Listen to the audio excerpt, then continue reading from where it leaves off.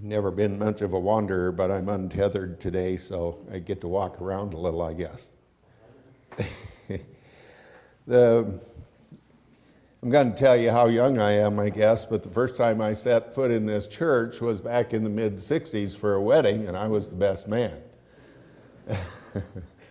So, but I don't know, they tell me you're as young as you feel. Some days I wonder. I'm going to have a little different angle on a Easter sermon today. And after I tell you some true things here that you actually could look up on Google, you know, everyone Googles everything these days. If you don't know it, just go to Google, right? So, and they're very true, and they're video clips, and I watched them, and it was very interesting. But as you noticed in the bulletin, it's about our older brother.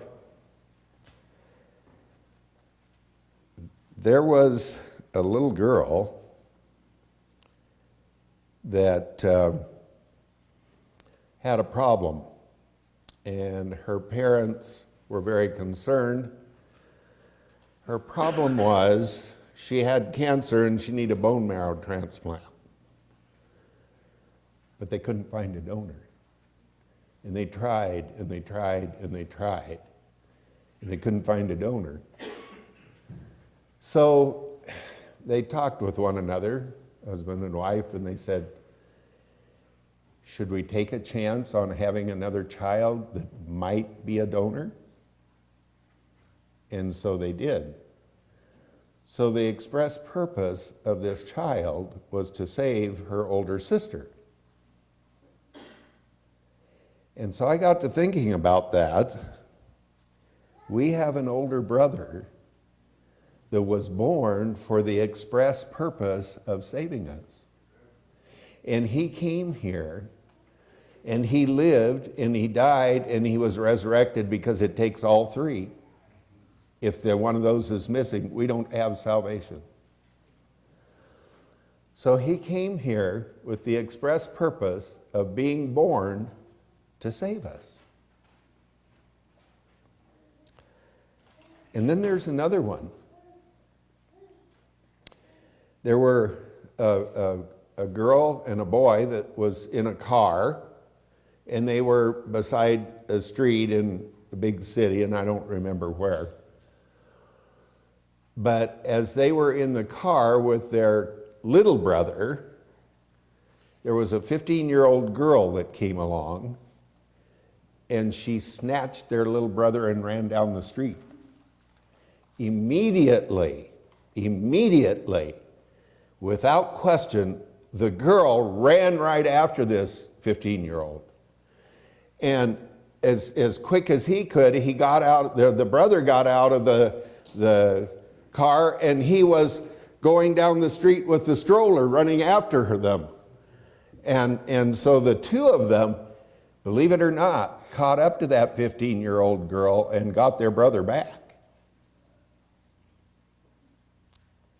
And that's kind of amazing, but I got to thinking about that, and there was someone that kidnapped the human race. Because that was who? Satan. He came here and he took the children of God away from God. But our older brother came to get us back. He didn't want us to be in the hands of the kidnapper. So he came here to get us back. There was another sister. It's about brotherly, sisterly love, you notice, and our brother and his love.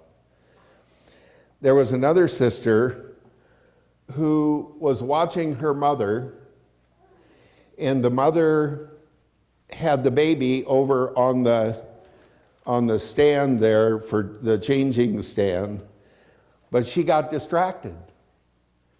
And her back was to the baby. The baby was behind her, and she was looking this way. The sister was on the couch, but she was watching, and that baby started to roll. And the sister saw what was happening, and she rushed from the couch, and she went over there, and she caught her brother just as he rolled off of that changing table. And that's the way our older brother is. When we fall, he's right there to catch us. She kept her brother from getting hurt because she fell down with him and his body was on top of hers. She protected him with her own body. Our brother Jesus Christ came here, died, and protected us with his own body because he didn't want us to get hurt.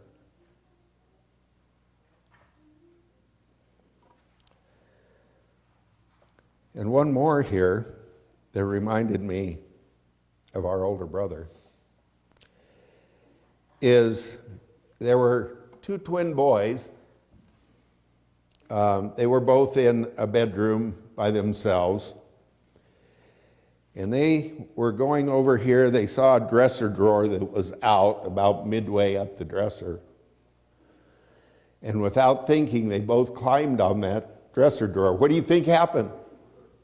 Tipped right over on them. Thankfully, the one was able to get out. And these were just toddlers. They're just toddlers. But the one was able to get out, and you should have seen him try with all of his might to get that dresser off of his brother. He went at it from this angle, and he went at it from that angle, and came back around where he started. And he worked until he was able to lift that dresser just enough and push it just enough to get his brother out from under that. He saved his brother. But it was amazing to watch a toddler that was so intent on saving his brother. Our older brother came here to lift the load of sin that was crushing us, that would have taken our lives had he not come here to lift that load. And we're all familiar with the text, right? That says, take my yoke upon you, because my yoke is what? Easy, and my burden is light. Was that load of sin heavy? Yeah. But our brother came and he says, look, take my load, take my yoke, it's easy, take my burden, it's light. I'll take that heavy load of sin that you have. And so from day to day we have these heavy loads of sin sometimes, don't we? But we know that we can just take them to the Lord and say, Lord, thank you so much for coming and dying for us. Here's my load. I can't take it. I can't handle it. Please take it from me. And he says, yes. I'm going to read some texts here, but I don't expect you to follow until right at the end. I have one I want you to look up, okay? Hebrews 2:11 says, and now pay close attention here because it's very important what this text says. It says, for both he who sanctifies, who's that? Jesus. And they who are sanctified, that's who? Us. Are all one. For which cause he, that is our older brother, is not ashamed to call them brothers or sisters. Because if you're in the family, you're either a brother or a sister, right? And so it says he's not ashamed to call them brothers, saying, I will declare your name to my brothers. So what's he saying? He's declaring whose name to his brothers? The Father, right? The Father. So he's saying he's declaring the Father's name to his brother, to the ones he's calling his brothers, you and I, and his sisters. What does it mean to declare a name? If you're walking down the street and you hear someone say concerning your name, well, what's so-and-so like? What's their name in this area? What are they talking about? Your character, right? What kind of person are you? What's your character? So he's saying to us, look, I'm going to declare your name to my brothers and sisters down here. Romans 8:15-17. It says, "For you have not received the spirit of bondage again to fear, but you have received the spirit of adoption by which we cry, Abba, or Father." This word is significant in the New Testament. Notice what it says. It says the Spirit, that's the Holy Spirit, which brings us the adoption. Okay. So it's talking about, that's the method by which it comes about. And it says, of adoption by which we cry, Abba. Do you know what this word Abba means? When Jesus was on the cross, he said, Father, Father, why have you forsaken me, right? What was he saying? It's a term of endearment. It means daddy. Daddy, why have you forsaken me? It's a term of endearment for us. When we call our Father Daddy, recognize Jesus is our older brother. Romans 8:29, "For whom he foreknew, he also predestinated to be conformed to the image of his Son, for him to be the firstborn among many brothers." And we can add sisters there as well. So what's this foreknew thing? Well, he knew ahead of time. It's foreknowledge, right? It's foreknowledge. And this predestinated thing that people so often confuse, it simply says that the ones that he understood were going to fully give their hearts to him, he determined that they should be saved. That's what it's saying. Mark 3:32-35 has an interesting situation here. Jesus was teaching. He was involved with teaching the people, and all of a sudden someone comes to him and they say, "Hey, Jesus, your mother and your brothers are outside and they want to see you." And he gave kind of a strange answer, didn't he? He says, who's my mother and who are my brothers? And then he looked around him and he said, "These are my mother and my brothers right here."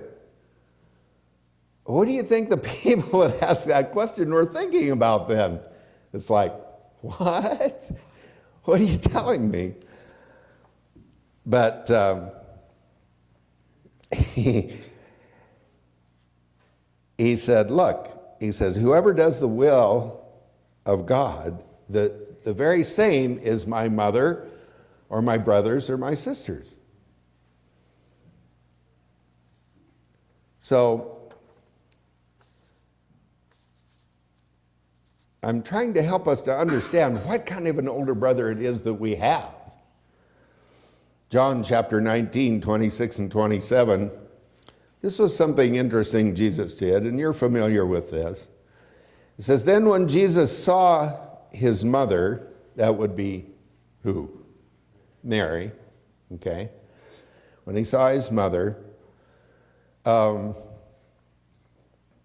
the disciple whom he loved. Now this is John speaking, so who is this that's being talked about? John, yeah. And so he says, to John. Here he is, he's on the cross and he's seeing Mary and John there in front of him, and he says, "Woman, behold your son." Well, if Jesus was Mary's son, what did that make John? Jesus' brother, right? And so he says, "Behold your son." And then he looked at John and he said, "Behold your mother." And from that hour, that disciple took her into his own home and treated her like his mother. That was quite a thing for John, wasn't it? I presume by this time that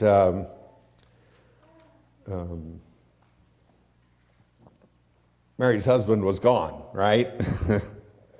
He wasn't around anymore, because I'm not sure how old he was. There are many who think Mary was about 17 when they got married. So she was fairly young. He already had some children, and so this was his second marriage. And so the brothers they really were asking about were his stepbrothers, right? And when he said, "Behold, my mother, my brothers, my sisters." So here he is, and he gives Mary and John to each other. And then in Psalm 89:27 we read, "And I will make him my firstborn, higher than the kings of the earth." When we see him coming in the clouds, what's his banner across his chest going to read? King of kings and Lord of lords. Higher than the kings of the earth. Boy, do we need that today, right? I'm ready. Are you? I'm ready. Yeah. Here's what I like about this text in Galatians chapter 4, verses 4 and 5. It says, "But when the fullness of time was come," if it says that about Jesus' first coming, what does that say about his second coming? Same thing, right? When the fullness of time is come, Jesus will come back. But it says, when the fullness of time came, God sent forth his Son, coming into being of a woman, having come under the law. What does it mean he came under the law? He was under condemnation of the law, right? He was under condemnation of the law. So, was he under condemnation of the law? Yeah, that's why they crucified him. But was he really guilty of breaking the law? No, of course not. But he did it to take on your sin and my sin. Our older brother cared that much about each one of us, so that we might receive the adoption of sons. How does the adoption come about? Through the death, the life, the death, and the resurrection of Christ. That's how it comes about. When we accept that, when we accept him as our personal Savior, when we become one with him, we are a part of the family of God.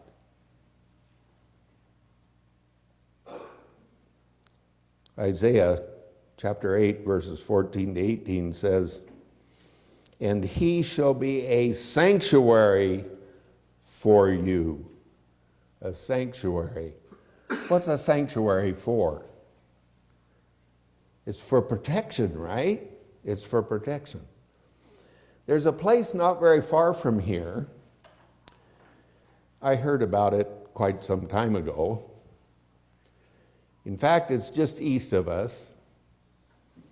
And there was a priest who was 31 years old at the time. How old was Jesus when he started his ministry? 30, so close to the same, right? And it was Father Flanagan. And he started what became known as Boys Town. And I'll tell you why they called it that. He first of all, he looked around the city and he saw children that were orphaned or whatever, and they weren't being properly cared for. And he had a soft spot in his heart for them. And he saw this building on the west side of Omaha, and he purchased this building, and he started taking in children. And the children that he took in, he knew were children, boys. At that time, it was just boys, that were apt to get into trouble and end up in prison. And so he took them in. But he did something interesting, because when he brought the children in, he didn't say, okay, this is the way it's going to be. What he said was, what kind of government would you like? And so from among the children, they chose a mayor. And from among the children, they chose a city council. And that was the government that they chose on their own. And so, because it was that way, it became known as Boys Town. Okay? And the trouble of it is that building got too small. He kept getting more children and more children and more children. And pretty soon he found a bigger building, and that got too small. So he moved about 10 miles west of Omaha, where it still is today.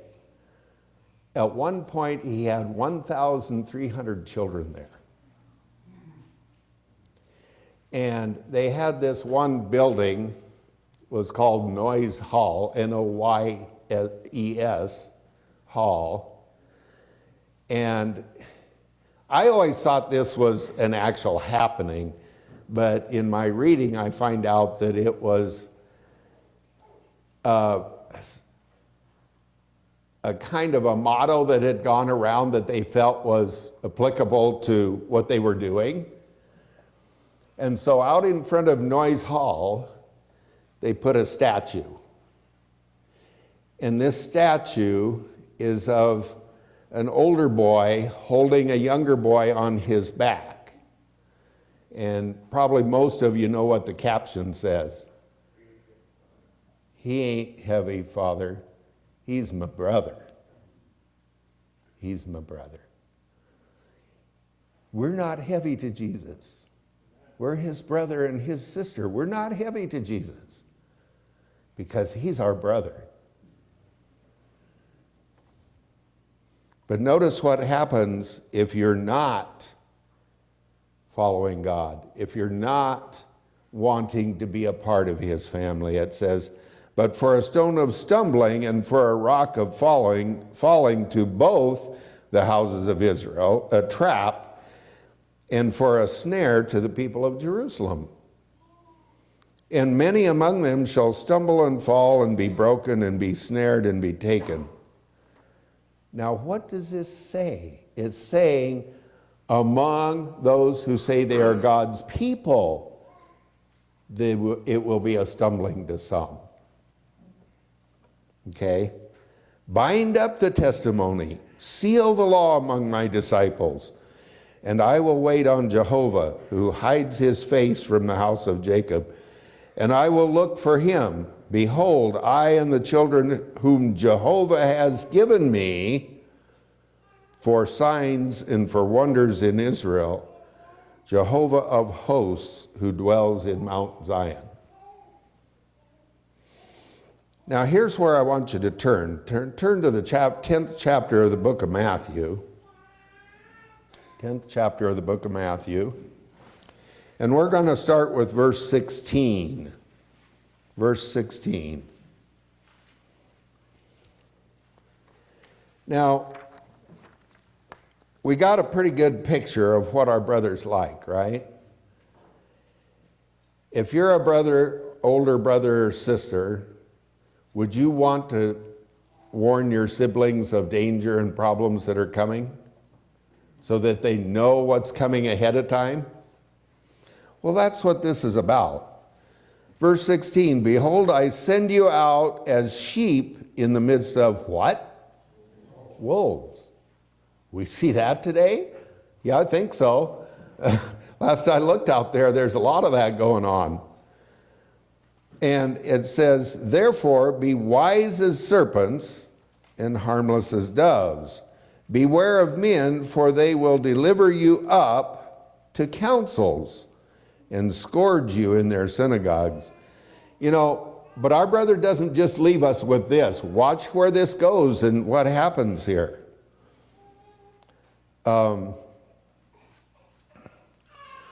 So it goes on, and what does it say? They'll scourge you where? So I don't know if that's just a tongue lashing right in the church. Can that happen in our churches? I'm afraid it's going to, if it hasn't already. And you will be brought before governors and kings. Why? What's the purpose? For my sake, he says. This is Jesus talking here. For my sake, as a testimony to them and to the Gentiles. Okay? But when they deliver you up, do not worry about how or what you should speak. Well, that's a relief, isn't it? Sometimes we get a little tongue-tied and we're like, what do I say now? You know. But we have this promise. We don't have to worry about that, for it will be given you in that hour what you shall speak. For it is not you who speaks, but who? The Spirit, isn't it? It's the Spirit. Okay. Who speaks in you. Now, brother will deliver up brother to death, and father his child, and children will rise up against parents and cause them to be put to death. And you will be hated by all for my name's sake, but he who endures to the end will be saved. There's another good promise in there, right? If we endure to the end, we'll be saved. How do we endure to the end? By keeping that relationship with our brother Jesus Christ as it should be. He in us, us in him. That's what he said. That's what he wants. When they persecute you in this city, go to another one. For assuredly I say to you, you will not have gone through the cities of Israel before the Son of Man comes. What a promise. We're looking forward to that day, aren't we? We certainly are. And it says, a disciple is not above his teacher, nor a servant above his master. Or we might say, and I have an older sister, so I can kind of relate to this, nor the younger brother or sister, the older brother, Jesus. So we know that if we listen to what he says, listen to what our older brother says, keep that relationship right, we're going to be okay. And we're not any greater than he is by far. How much more, it says, if they called the master Beelzebub. What's Beelzebub mean? Who is that? Satan, yeah, that's Satan. How much more will they call those of his household? Therefore, do not fear them, for there is nothing covered that will not be revealed, and hidden that will not be known. So it goes on here and it says, whatever I tell you in the dark, this is explaining verse 26 in verse 27 here, whatever I tell you in the dark, speak in the light. And what you hear in the ear, you know, there's a text that said a little bird came and whispered in my ear. Well, God kind of whispers in your ear sometimes. It says, whatever you hear in your ear, preach it from where? The housetops. Climb up on top of the house and shout it out. Let people know. And do not fear those who kill the body, but cannot kill the soul, but rather fear him who is able to destroy both body and soul in hell. Okay, we're going to divert here for just a moment, and we're going to look at, and I'm just going to read it here, and then we'll go back to verse 29. Who are we talking about here that can destroy both body and soul in hell? Well, Revelation 1:18 explains it to us. And this is Jesus talking, and he says, I am the living one, and I became dead, and behold, I am alive forevermore, and have the keys of hell and of death. He has the keys to eternal life, eternal death. He has them. He's our older brother that loves us so much, he came to this world to save us. That's our older brother. And going on, it says, are not 2 sparrows sold for a copper coin? And that was a pretty small copper coin too, by the way. There wasn't much there. And not one of them falls to the ground apart from your Father's will. But the very hairs of your head are all numbered. Do not fear, therefore. You are more valuable than many sparrows. Many sparrows. If you haven't gotten anything else out of this sermon today, this is what I want you to get. We have an older brother that was willing to come here and be born into this world to take away the cancer of sin.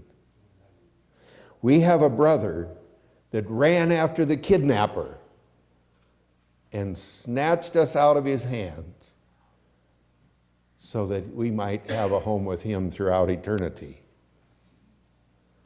We have an older brother